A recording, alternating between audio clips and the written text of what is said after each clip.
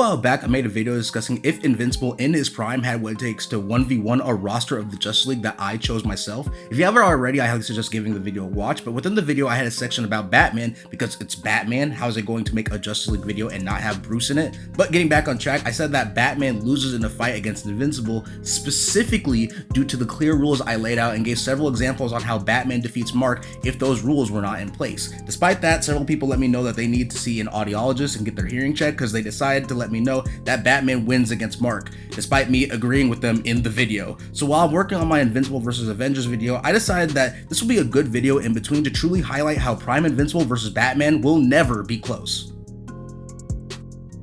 So instead of this being a super detailed stat breakdown between the two fighters, I'm simply going to list several reasons why this match isn't close. As I said in the Justice League video, I think it's fair to get Mark in his prime, aka him as the Emperor of the Viltrumite Empire, to large planet level with his AP and durability, and get him to FTL ranges with just him being able to casually fly across space and covering several light years in short amount of time.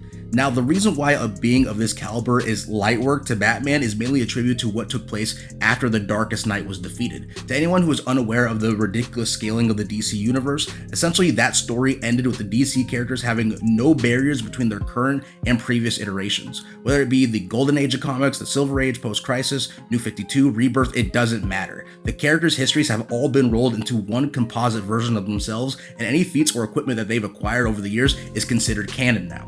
I'm sure for many of you, upon hearing this information, are starting to realize how horrifying that is when discussing someone like Batman of all people, considering that Batman is a character who has existed in the real world for almost 100 years now, gaining more and more experience, feats, and equipment under his belt, while Mark's story concluded after only 15 years of runtime. To just be frank, the ever-expanding lore of Batman is just blatantly an unfair advantage for Bruce that eclipses Mark being essentially a brawling punch and kick merchant.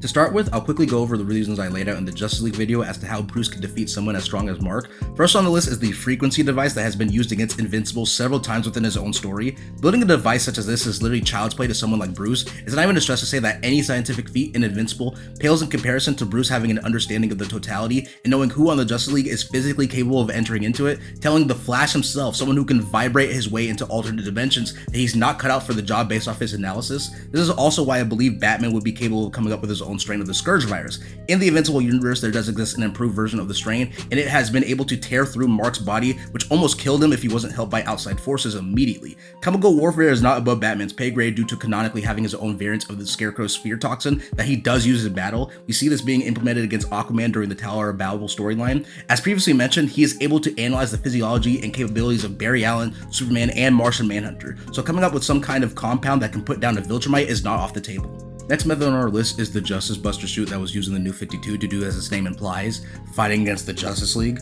It's worth noting that when Bruce was engaging against the League, all the members who pulled up on him were being manipulated by the Joker and were out to kill him, meaning this suit allowed for Bruce to contend with bloodlusted versions of Wonder Woman, Flash, Aquaman, and Superman. In particular, I find the suit being able to react to a bloodlusted version of Barry Allen to be incredibly impressive. I don't think I need to explain at all why a bloodlusted version of the Flash far exceeds any speed feat Mark has under his belt. The Bind of Veils will literally put Mark in a Genjutsu the same way it did Wonder Woman. Keep in mind, Batman has technically done this to Wonder Woman twice if we talk about his contingency plan against her in the Tower of Babel storyline.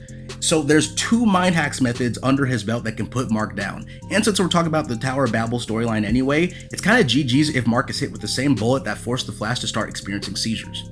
And since we're on the topic of suits, let's go ahead and talk about one of the most iconic pieces of hardware Bruce has at his arsenal, the Hellbat suit. The Hellbat suit was quite literally made to help Batman fight against large-scale threats in the DC universe, with core members of the Justice League all contributing to the creation of the suit. The suit quite literally allowed for him to pull up to Apocalypse, Darkseid's home turf, and contend with multiple new gods such as Godfrey, Hellbat, a being who has proven he can hurt Superman with his blows, and Darkseid himself. Darkseid being someone who has on various occasions not just hurt Superman, but has put belt to ass on the Man of Steel, and yet the Hellbat suit was strong enough to allow Batman to brawl with the Lord of Apocalypse and react to his Omega beams while weakened from his injuries and the suit tearing through his metabolism. And when diverting all of the suit's power into an energy blast, had enough force to hurt and temporarily put down Darkseid. Mark may be strong, but he simply is not on the level of multiple new gods, all with enough strength to do real damage to Superman himself. Like, it's genuinely just unfair the amount of equipment and feats Bruce has under his disposal. Mark is definitely the top dog in his verse by the time the final issue of Invincible concludes, but compared to an ever-expanding collection of stories the DC Universe holds, he's simply a big fish in a small pond in comparison.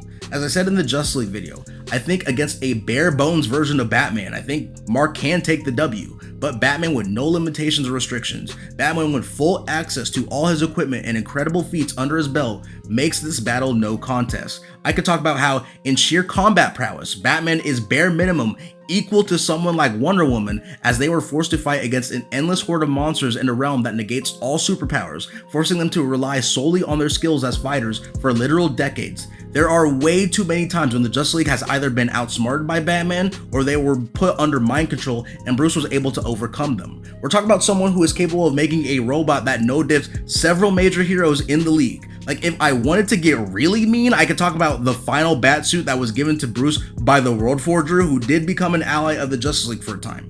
This entire video could easily be over an hour if I were to list every possible feat Bruce has that Mark wouldn't be able to overcome. As time continues to progress, Bruce will continue to evolve further and further, and the disparity will only continue to grow. I honestly wish Mark had a bigger bag, something that allows him to stand apart from other characters who fall into the Superman archetype, but as I said earlier, he's simply a brawling punch and kick merchant, and only having that at his disposal solidifies why Prime Invincible versus Batman will never be close. I appreciate everyone watching the video. I highly recommend you watch my Prime Invincible vs. Justice League video if you haven't already, and please subscribe to the channel if you like what you see. And please look forward to my Invincible vs. Avengers video coming out hopefully in the near future. I hope you all have a good day and please stay safe. Peace.